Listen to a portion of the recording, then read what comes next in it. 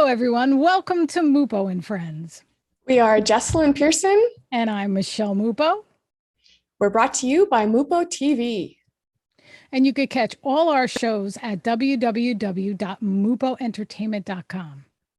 And you can also live chat with us every Sunday at 2 p.m. Eastern on our YouTube channel during the premiere of each episode.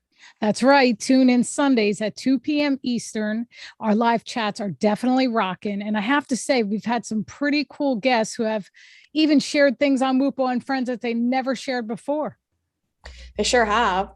Thank you for tuning into our show where we love bringing you awesome celebrities and entrepreneurs you want to know. So, Michele, did you have a Mupo awesome week? I did have a Mupo awesome week. How about you? I mean, I actually got to spend time with my family and it was awesome. And obviously my 3 French bulldogs, at work.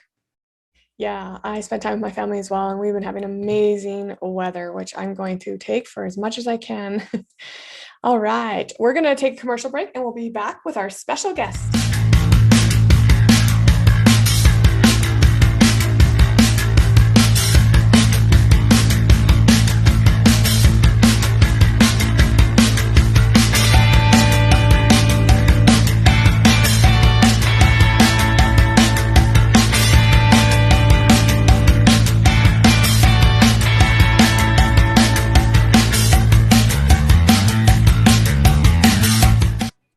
Hello, everyone. Welcome back to Mupo and Friends. Our special guest today is an actor of stage, film, and television, a director and playwright.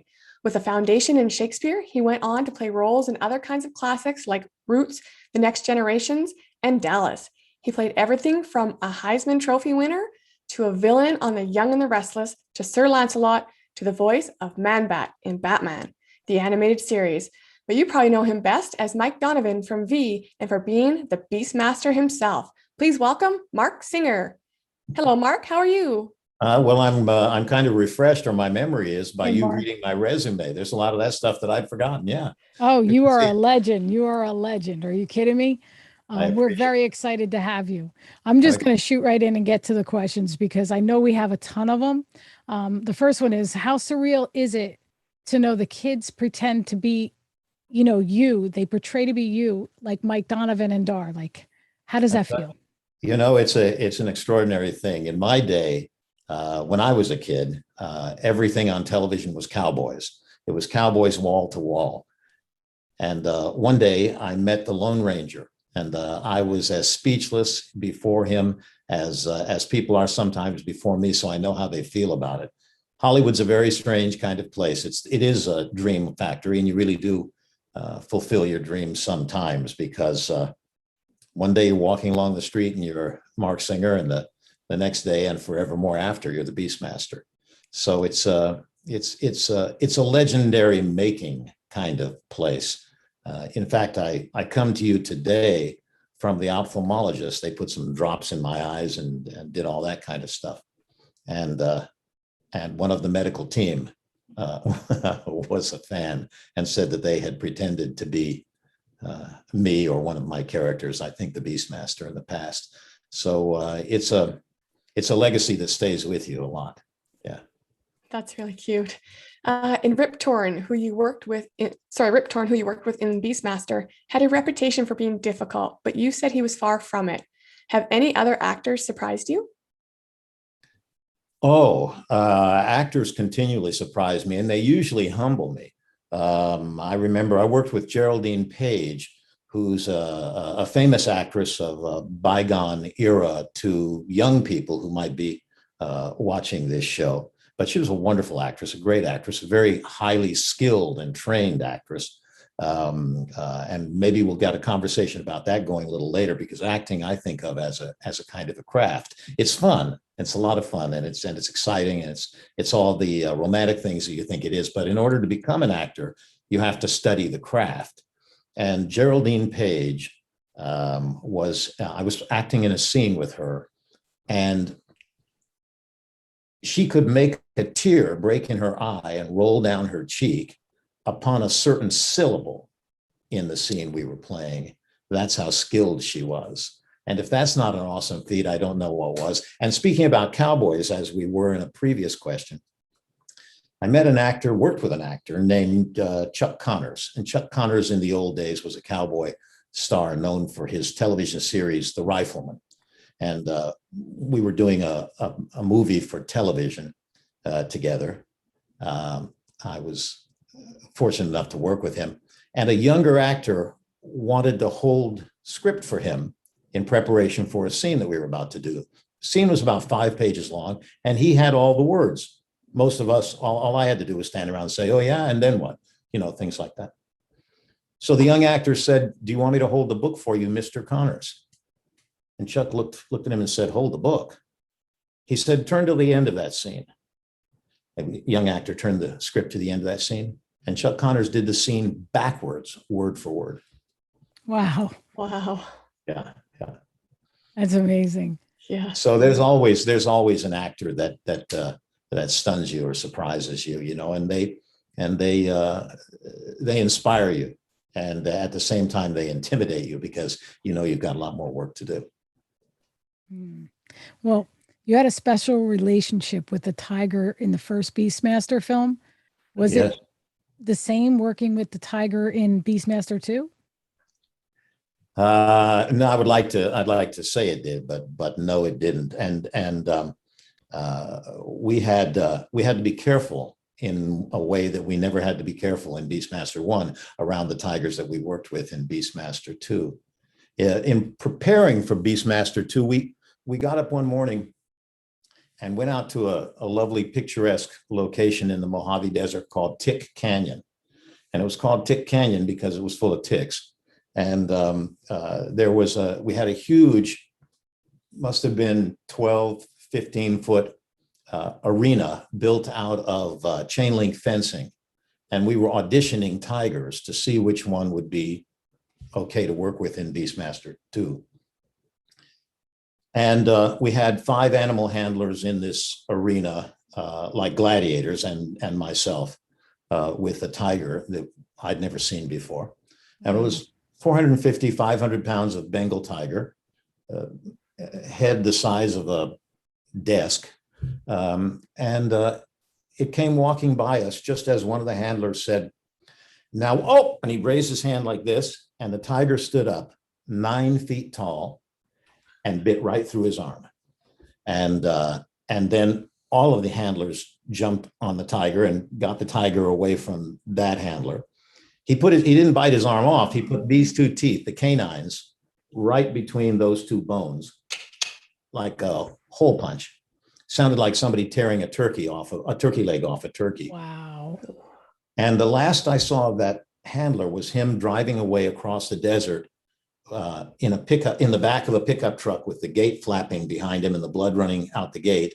And he was saying, it's a good cat. It's a good cat. It's a good cat. But we didn't use that cat. We had to find others because it seemed unpredictable to us. Yeah. So the tigers were not always as amenable as Kipling, who was the original Beastmaster tiger. And Kipling, as I've said in interviews before, Kipling was a kind of a Buddha.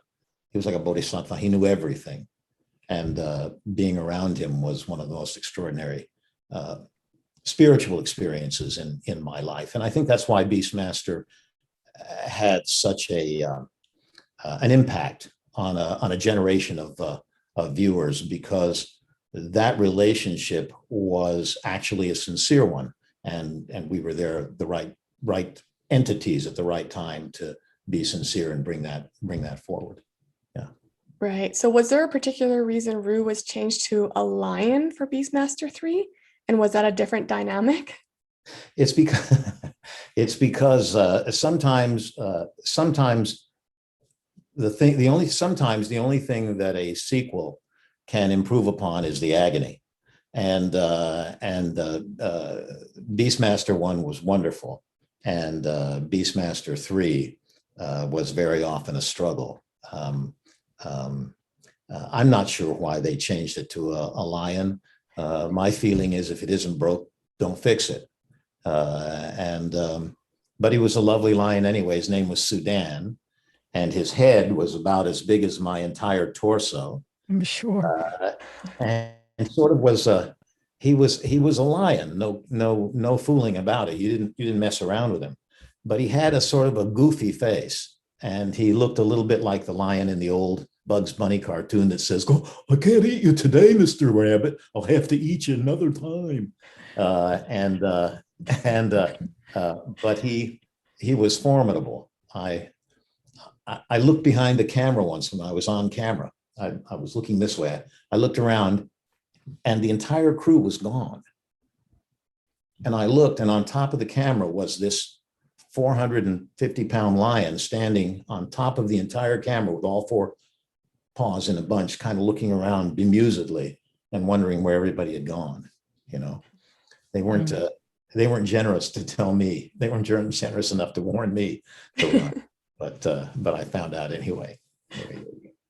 Wow. He did think one time that I was standing on his dinner plate, because the way you get an animal to move from spot to spot to spot in a scene is that you put down bait, you put down food, and you train him to the food. And they had changed that spot further on into the scene. And then that was going to be the spot where I stood then, was the original spot where the food was laid down. And he thought that I was standing on his food. Oh boy.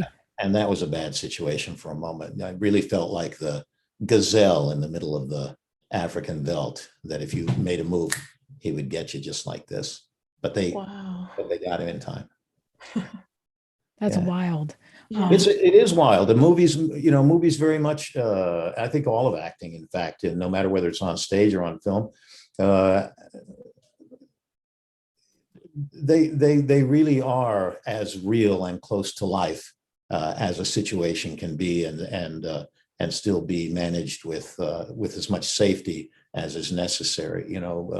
Life and art in that sense really do come very close to melding together. The adventure that you're having in front of the camera is an adventure equal to the adventure that the audience is seeing when the finished product is cut together very often. Well, when playing Dar's mentor in Beastmaster, the TV series, did you have to completely discard who you knew Dar to be? In a way, I suppose it was a little like playing Zeus. You were omniscient, and in a way, that's a challenge because you try to avoid the idea of being a kind of a super mansplainer.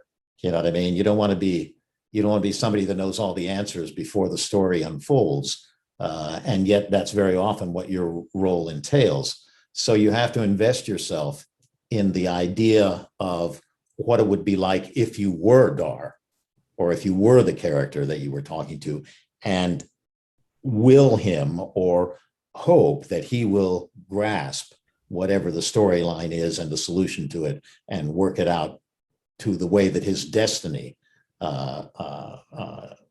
is supposed to work out in its best and most helpful form. Yeah. Awesome. So what is the best tip or trick you've learned from a stuntman? The best trick from a stuntman? Yeah. Okay. Well, I'll tell you first of all, I'll tell you the best advice that I learned from a stuntman. Now, the best advice I learned from a stuntman is walk through everything you're going to do before you do it. Don't run through a door. Don't open a door and run out the door without walking through the door and looking at what's on the other side. Don't jump up onto a moving truck or even a standing still truck without testing every handle and every step and rehearsing everything as would a dancer, I suppose, only your life depends on it in many instances. The simplest trick, which was one that I wish I had learned at the beginning of the Beastmaster, was if you're going to slide down a rope, don't do it with your bare hands. Cut a piece of garden hose, slit the garden hose down the center, wrap it around the rope, and slide down on that. That's a pretty good trick. Yes. That makes a lot of sense. Yeah. And we're going to take Saves a lot of skin. Yes. nice. We're going to take a quick commercial break and we'll be right back.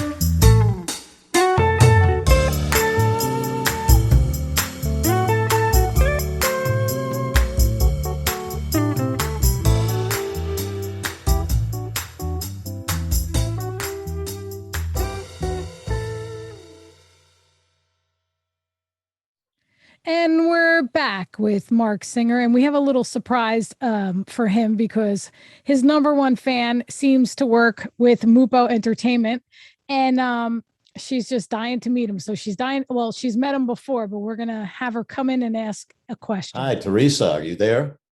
Hi. How are you? Okay, how are you? It's good to see you. How have you been?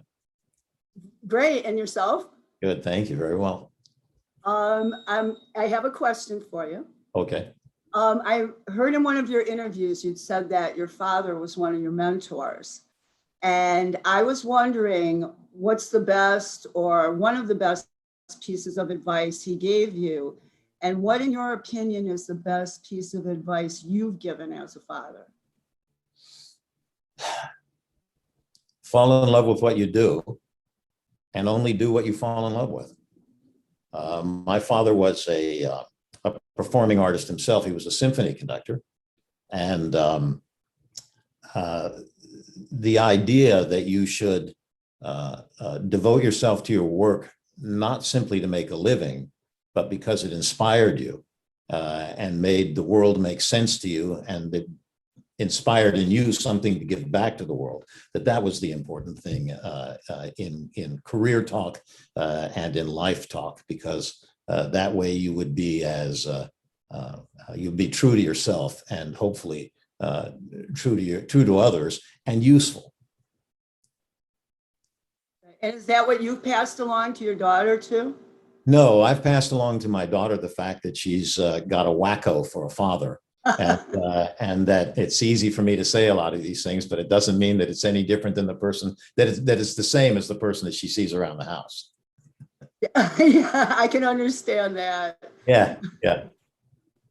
Well, I know they're going to get the hook in about 2 seconds for me. So, but Well, thank you so much. I really appreciate it. Hopefully I'll see you at another convention one day when everything opens up again. I hope so too. Thank you for taking the time out of your day to come talk to me. I appreciate it, and to join the show. Well, thank you. We appreciate you doing the interview with us. I appreciate it so much. Okay, thank you. So, Teresa, how long have you been like a Marc Singer fan? Seriously. Since the Beastmaster came out, I found it, but it's strange because it wasn't until kind of later it inspired me in my life. I was actually going down a bad road in the late 80s, and I saw the movie again, and something spoke to me and took me down another road. I just said, like, wouldn't you rather be like this? And I changed my whole life. And so I became like a heavy duty fan in the late 80s, but I've been watching things since, V was always very popular to me too. But I also like the obscure stuff, like the Twilight Zone episode and the other things along the way. The Twilight Zone episode, it's funny about careers and stuff like that. The Twilight Zone episode is people would count that as a small part of what I've done in the overall arc of my work. But the Twilight Zone episode is one of my absolute all-time favorite pieces. I just really identified strongly with that. And I'd like to say also that in some of the pieces that you mentioned, where the work itself seems to have had some positive effect, I've been very fortunate in meeting with and being mentored by in my growth, both in my personal life and in my professional life, by some very good moral people with strong, sound ethics that they themselves embody. My father was one of them, and I've had great acting teachers along the way who were themselves exemplary human beings and good thinkers, kind people. And as well, I want to make sure that I mention my Sifu, John Leong of the Seattle Kung Fu Club, who is a sort of a lightning rod for good behavior and value and stuff like that. So in the work where a good ethical value speaks through, it's due to me being fortunate in knowing people like you who respond well to it, and we all make a kind of a network together, whether we're witnessing it or whether we're creating it or participating in it on some level. Well, it's funny. We met at one of the conventions we met at. I had a picture from that Twilight Zone episode, and you said to me, "Where did you get this? I don't even have this." Yeah, I remember. No way. What are you taking? Ginkgo biloba? Like, I'll have what you. Oh, no. Some things just stand, you remember some things and you don't remember others, but I remember that. And it happens occasionally. People will bring up something that I've never seen before. I was kind of kidding on the square when my resume was being read to me at the beginning of the show. I was saying, "Oh yeah, I remember that. Oh yeah." Well, you've done a lot of stuff, and you've been inspirational to many, many people. I appreciate it. Thank you very much. That's the intent. And we appreciate you taking the time out to do this interview and to actually talk with Teresa, because I know we made her day. She's smiling, and we're going to get back with the interview. They're just hoping I'm still smiling by the time we get to our meeting tonight. You will be. But thank you for coming, Teresa. All right. Thanks so much, Michele. I really appreciate it. No, thank you for all you do. Thanks for your kind words. Thank you.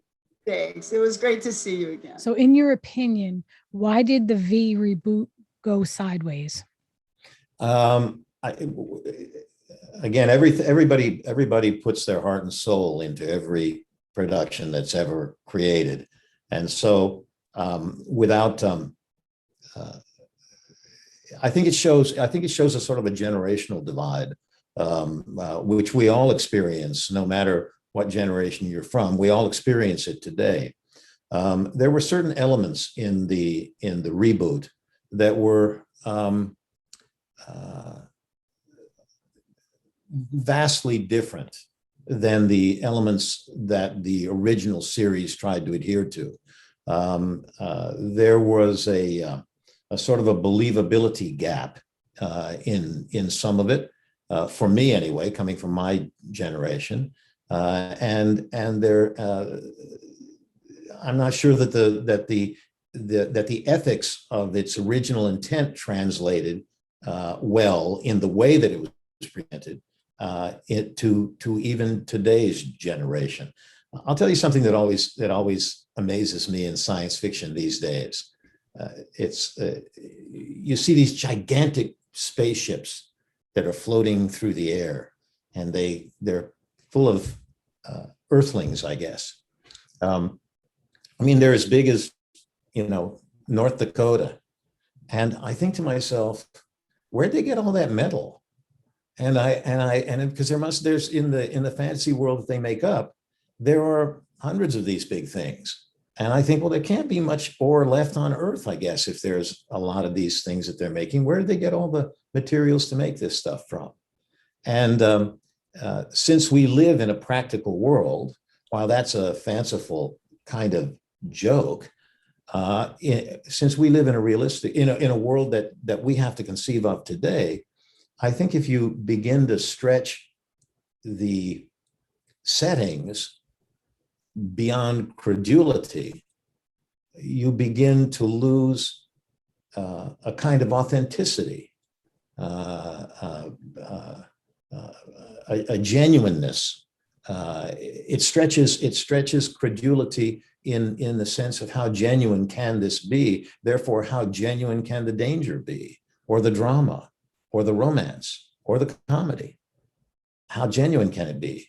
And I think if we stretch ourselves too far out into space or deep into the bowels of the earth in science fiction, I think we run the risk of breaking that strand between the actuality that the audience lives every day and the limits of theirs,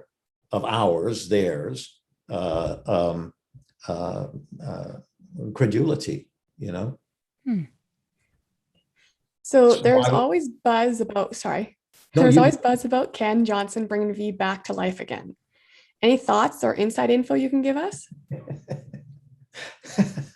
I see. I have Kenny and I meet for breakfast occasionally, and he just knocks me over every time I see him. He has on the tip of his tongue, at the end of his fingers, and loaded into his computer, he has the filmic version and the entire new series version of V, and comes within a hair's breadth of getting it okay, green lighted and underway. And then something happens. There's a shift in the regime in a network or in a studio, and we have to put, and he has to put it in abeyance again for a while. But he is, as he always was, just a man of unlimited energy and creativity, and he's ready to go tomorrow, and is, as far as I know, actually working up the connective material in the administrative powers. How's that for a sentence? That'll make all this work. How hard is it to balance technical issues such as explosions actually in V, along with a believable performance? About as hard as that last sentence that I tried to put together. It's hard. It's hard because again, it has to do with credibility and credulity. When we were doing the original V, I couldn't load that thing up with enough stunts. I was very fortunate. I got to do any stunt I could think of. We blew up cars, and I always wanted to be as close as I could get to the explosions or the fire gags, or jumping off of roofs, or sliding cars around corners, or anything else like that an actor can participate in and walk away and reasonably be expected to walk away with intact. I wanted to do. The reason being, because again, it has to do with authenticity. The audience can see that it's you. They know you're doing this thing. That's why Jackie Chan is so popular. He's so magnificently talented and physically capable. But I mean, that's one of the reasons for his great success, is that people understand that's him. And so actors want to do that for that reason. We're in a digital age, however, where again, if everything is done CGI, then it's sort of, well, okay, it's not really real. I watched a few days ago on television. I watched an old film that Dustin Hoffman starred in called Straight Time, and it was, the stunt coordinator in that was, I believe, Dick Zeiker. And the stunts were all done right there on camera, with real people doing real things. And it was one of the most thrilling and exciting shows I had seen recently.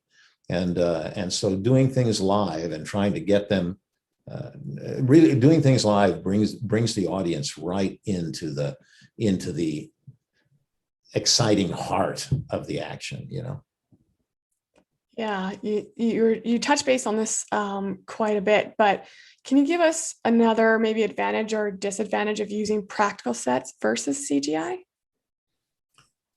Well, I mean, the advantage of a practical set is that the actor gets to think of the stunt. If the actor is capable, the actor gets to think of the stunt, or the stunt coordinator gets to think of the stunt, because there's always something different. Just here, sitting here with you and talking here with you, there's something different that happens between us when we're actually here in this space. There's an object to pick up. There's something here that's real, that sparks your imagination. And so as an actor, I'm always looking for something. I'm always, if we're going to do an action sequence, I'm always saying, hey, throw me against the wall and knock me over a table. Let me get up on that and jump across here to you, and let's both go through this window. I love it. But if you're doing CGI, then a technician says to you, now you go stand up on this box, because what this box really is the edge of the building. And then you go run over there and stand over there because that's an elephant that just turned his face toward you. So in other words, all you're doing is answering the call of somebody else who's prefigured all of this. And it takes to me, it takes the snap out of the situation. And the fun of it again, the fun of it again for you and for the audience is, man, that's happening. Because on the set, it was happening. And it's the same thing you want to, if we refer back to the Beastmaster, the reason that the Beastmaster carries such emotional impact is because the actors and the actresses and the animals were actually out there freezing in the desert in one of the coldest winters on record in Los Angeles history to that date. And we were enduring all of that. And not only enduring all of that, but we were creating with excitement, enthusiasm, and commitment right there on the spot. And so was the stunt coordinator. So was the director. We were, and that's what gives movie its heart, is that. Now, what do you mean when you say Shakespeare is architectural and that the creative arts start with architecture? Well, that's kind of I'm a real monomaniac on this kind of subject. Acting is a craft. Filmmaking is a craft. Architecture depends on a knowledge of structure. Acting isn't what I feel. Acting is the skill set that I've acquired that makes you think that I feel what you're thinking and what you're feeling. Because the craft is in making you feel that way, not in what I feel. What I feel is great satisfaction. What every actor feels is great satisfaction in doing good work, even at the instant that they're bringing it off. Nobody's actually thinking, oh, poor me, when they're crying. They're thinking, damn, this is really working. And that's craftsmanship. And anybody who tells you differently is skirting the issue. I don't care, anybody. The fact that actors are caricatured as saying, wait a minute, give me a moment, I want to get this, it's not because they're emotional. It's because they're trying to turn the right gears in their system to get the performance correct. Because the performance is architectural, and here's this is maybe an example by which your answer might be more the response to your answer to your question might be more understandable. I got lost in the sentence and forgot what I was going to say. Let me see if I can dredge up an example about this. Architectural. Well, I don't know. Let me do this. That thought will come back to me later. Let me give you this as an example. If you're an actor and you're walking down the street, if you're a human being and you walk down the street and you get stung on the neck with by a bee, you go, oh my God, oh, what is it? What is it? Something's wrong. And your friend says to you, what's the matter? What's the matter? You say, something's on my neck, something on my neck. Oh, it's a bee. Let me get that. But if you're an actor, you look at a page and it says, Jimmy and Freddie are walking down the street and Jimmy gets stung on the neck by a bee. Jimmy, ow, ow, ow. Oh my God, oh my God, oh my God, oh my God. Freddie, what's the matter? What's the matter? I don't know. Something's wrong with my neck. It's a bee. It's a bee. Get it off, get it off. It's intellectual. It's a structure. It's a blueprint that you're given. And then you're supposed to understand, if you have the skill set, how that fits in the storyline and how appropriately you should portray that according to the production that you're in.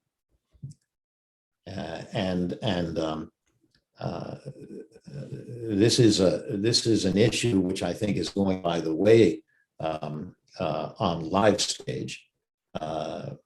In film, you have a director, you have wonderful actors who know what filmic work is.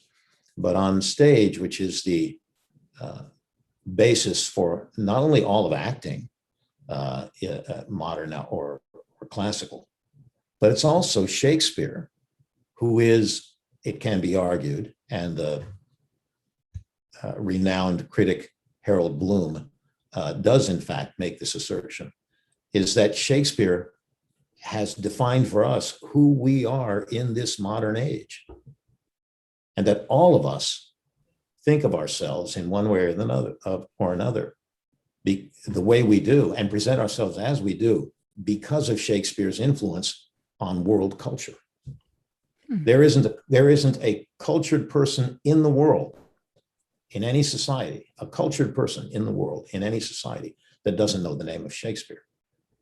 We may not know in the English-speaking world, or maybe even in Europe around, we may not know of every other person, of somebody famous to that degree in any other society, but Shakespeare tops them all.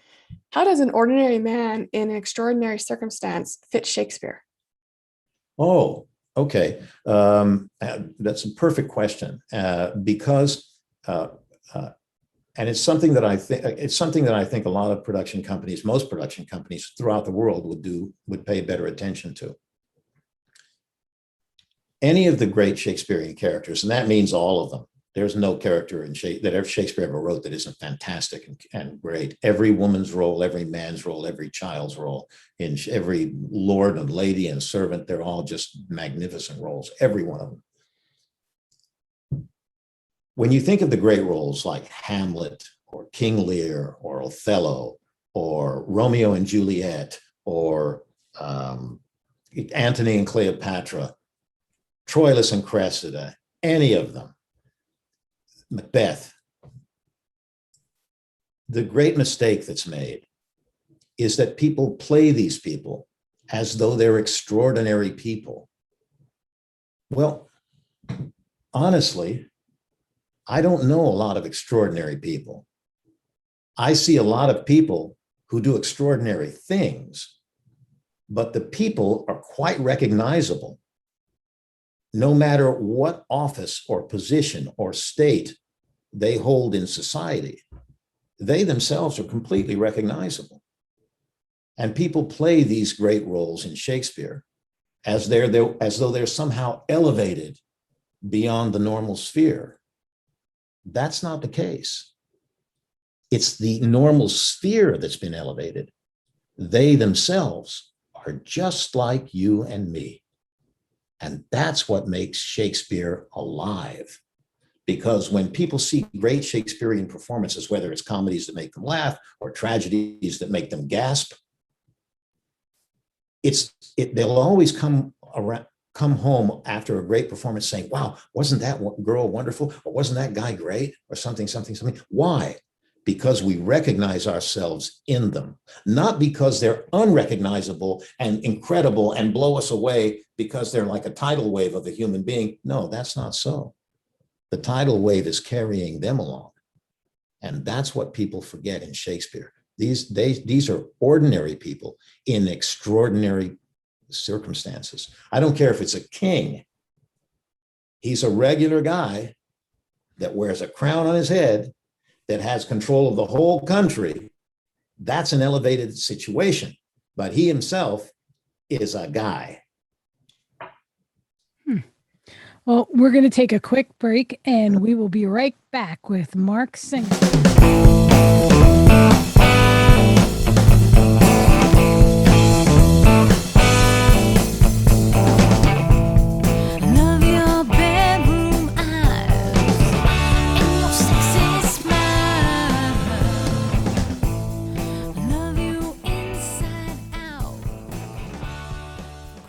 And we're back with Marc Singer. So Marc, you said that good stage is hard to come by. What makes good stage?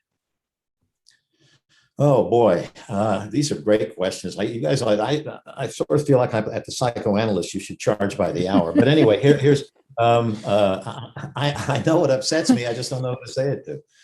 Okay, so here's what makes good stage. What makes good stage is essentially the understanding of hierarchy. It's a weird kind of thing to say, but it's true. What makes good stage is the understanding of hierarchy. Hierarchy in the business world, which includes celebrity on one side, and hierarchy in the architecture, to go back to that hobby horse, hierarchy in the architecture of how the play is shaped. And I always go back to Shakespeare because Shakespeare is so architectural. And if you want to learn to be an actor, if you want to learn to be a director, if you want to learn to be a writer or a producer, read Shakespeare, study Shakespeare, read Shakespeare as he's never been read before. And I mean it, read it as though he's never been read before. Don't believe all the ones that you've seen before. Believe your own eyes. Again, a regular person. But here's what the hierarchy means. Take a simple play. If Hamlet is the lead and the pinnacle of the pyramid, of the triangle in Hamlet, then whoever is playing Hamlet is comparable to the quarterback in a football team. And what you call the quarterback in a football team is you call him the franchise. And the reason you call him, this is why I said it's architectural. See, pyramid, right? Architecture. Boy, I could go on like this forever. And so the person that's playing the lead is the franchise. He's the quarterback. He's the one around whom the team has to be built. If you have a somewhat shorter quarterback, you run a game pattern called the run and shoot, which is where people run out quickly and go to the side and you shoot the ball sideways until you get down to the goal line. If you have a big, tall quarterback who's very strong, he can play a more traditional game where he runs back and throws long bombs. And also, if he's big and strong, he can do like what a running back does. He can also run through the line sometimes. That's like Roger Staubach. Well, that's what I'm saying. So there you have it. You have Joe Montana, who was a little shorter. And so they invented the run and shoot and built the team around him because he's the franchise. And then you have Roethlisberger, who was 6'4" and could run through the line. So you built a different, you conformed the team around him. Right. Each was the franchise. Each was the tip of the pyramid. So the same is true with the leading character. You don't submerge the leading character into the framework of the play. You build the play around that personality. But that personality has to understand and be capable of fulfilling the architecture of the play. Well, who made up the architecture of the play? Well, not the director. The director doesn't make the architecture of the play. The playwright is God in the theater. There's only one God in the theater, and that's the playwright. And so the director becomes the facilitator of the playwright's will as interpreted through the leading actor or actress, if it's an actor and actress like Antony and Cleopatra, through the two of them. And so it's imperative that it be cast correctly and that the people who are cast understand their responsibilities and are capable of pulling them off. So that's on that side. On the celebrity side, theater depends on the understanding of the business aspect, which has to do with salesmanship, celebrity, and so forth and so forth and so forth. And bringing those all together in an intelligent, harmonious construction, architecture, is what makes good theater. All right. The play you authored, Gary's Place, was in rehearsals when COVID hit. Can you tell us about it and what the future holds for its production? The play that I wrote? Yeah. Gary's Place? The play that I wrote is called Gary's Place. I think all my life I've wanted to write a good, legitimate play, a play that was inspired by the kind of playwrights like Tennessee Williams and Arthur Miller, a real, genuine play. No hocus pocus, no avant-garde, strange happenings or goings on. And I was very fortunate. It came to me all in a rush which I think the best creations do. And Gary's Place is a comedy, a romantic comedy, which takes place with three characters. It's a 2-act play, 4 scenes, 2 scenes in each act. And it's a romantic comedy involving 3 people who are trying to deal with Alzheimer's as it begins to overtake Gary, the central character, who is, during the action of the play, going through what I think has been described to me in colloquialism as sundowning. He's sometimes with us and sometimes not. And that's where the comedy comes in, and also the poignancy of the play. It's a very sweet, very funny play, and but we were in rehearsal, and then boy, here came COVID, and plays have a moment. It's like surfers waiting for the right set to come in. And when you're a playwright, or when you're the producer of a theater or something like that, and you have to wait for the set to build up again. And when the set of waves builds up again, that's why the surfers say, "Wait a minute, this is my wave. I'll talk to you later." And they on that wave and ride it again. So I'm kind of waiting for that wave to build up again. But it's a wonderful play, and I have to say I felt like I want to say Euclid, who leapt out of the bath and ran down the street yelling, "Eureka, I've got it," when he figured out some theorem, I guess. Now, your character in the Twilight Zone's extra innings chose to become someone in the past because he felt his future was questionable. Would you have made the same choice? If I played it today? Yes. Oh, yes. Oh, sure. I would have played it today. I would have played it exactly the same way. That was for me one of the sweetest moments on film. I was wrestling. I had to struggle with the director, as I recall, because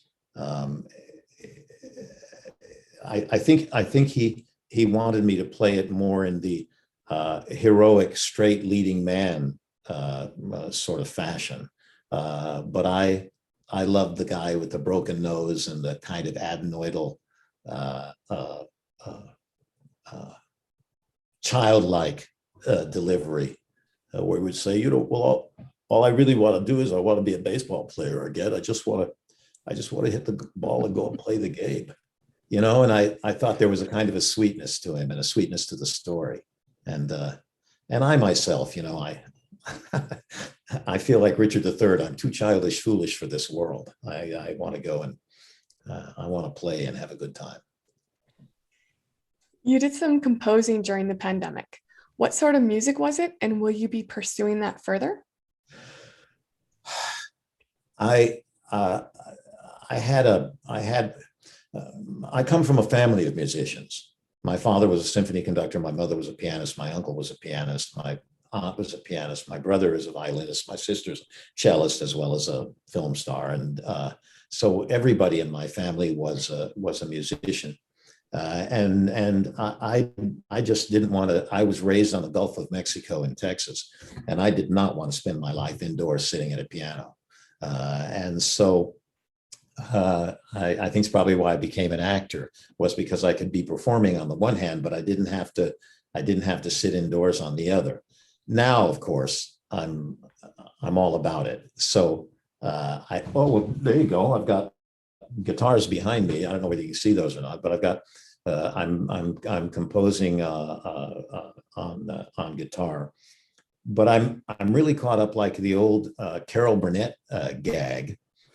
She comes running down the stairs of the mansion, going crazy with her hair all sticking out, going, "Oh!" And she runs over to the piano and begins playing this magnificent piece. And then she looks out at the audience and says, "Now I know I'm going crazy. I've never played the piano before in my life." And I feel that way about myself. I'm suddenly composing on the piano, which means that I've had some sort of breakthrough after all of these decades, and suddenly I'm composing on the piano. The keyboard has opened up to me, And so whether or not I use this or push this, as you said it, who knows? Performing is a wide open venue. Whatever you can create will probably you'll probably use it sooner or later. And if not, it's the joy of creativity, of owning your own time and owning your own parameters. You know, that makes the creative life worthwhile. The anxiety of whether you can put food on the table and keep a roof over your head, that's a different issue. What kind of guitars are they in the back? Say it again. What kind of guitars are they in the back of you? This is, I don't know. What is that? I don't know. This one is a nice one. It's an acoustic. This is another acoustic. I bought that just because I found it one day and it plays well for a steel guitar. It plays well for finger picking. I've got a couple more electric guitars in the other room there, and Steinway piano, and beautiful. That's about it. Yeah. Can you tell us about your upcoming film, The Undertaker's Wife, and what drew you to the project?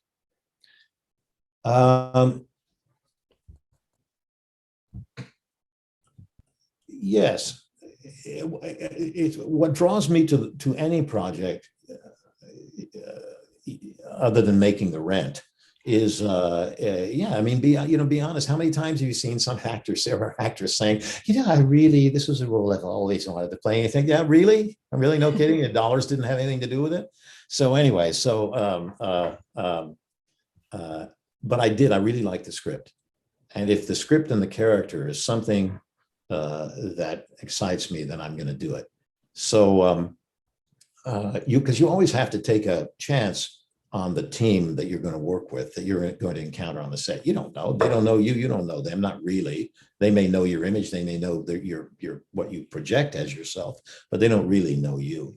But the script is, I described it as being sort of a Hitchcock kind of script, in which there's a kind of a buzz in your ears, in your nerves. There's something that's going on between these people in this storyline that the audience is always on the edge of understanding, and that they're always keeping back from one another, even as they trade what look like confidences between one another. And they say that they trust each other, but do they really? And in the middle of that, I play a sheriff who comes in with just enough suspicion about everybody, and at the same time his own hidden agenda, whatever that might be. And so there's a very skillful script in that sense, and I was very happy that Brad had included me in it. Yeah. Nice. Wonderful.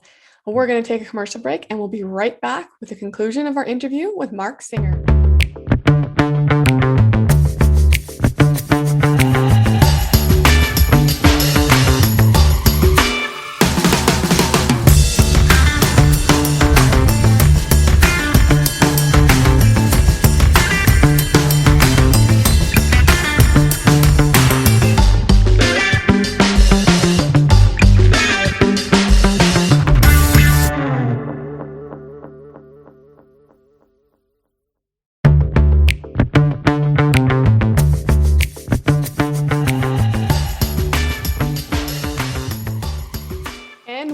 With Marc Singer.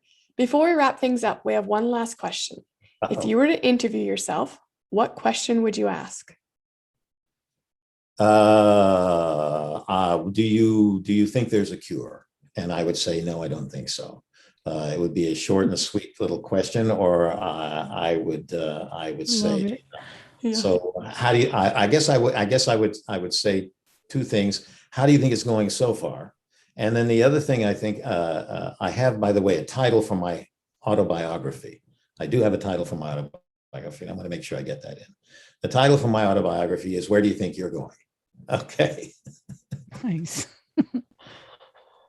Awesome. Thank you, Marc. It's been a pleasure visiting with you. Guys, it's so much fun. I appreciate it. I hope I didn't bore everybody to death. No, it was wonderful. Look for Marc Singer in seasons 3 and 4 of Arrow on Netflix, where he plays General Matthew Shreve. The Beastmaster on Amazon Prime or Tubi TV. V, the miniseries and original series on Amazon Prime, and watch for his upcoming film, The Undertaker's Wife. As always, thank you for tuning into Mupo and Friends, courtesy of Mupo TV. You can watch this show and others at www.mupoentertainment.com. That's www.mupoentertainment.com. This is Jessilyn Persson with our host, Michele Mupo. Until next time, Have a Mupo awesome week.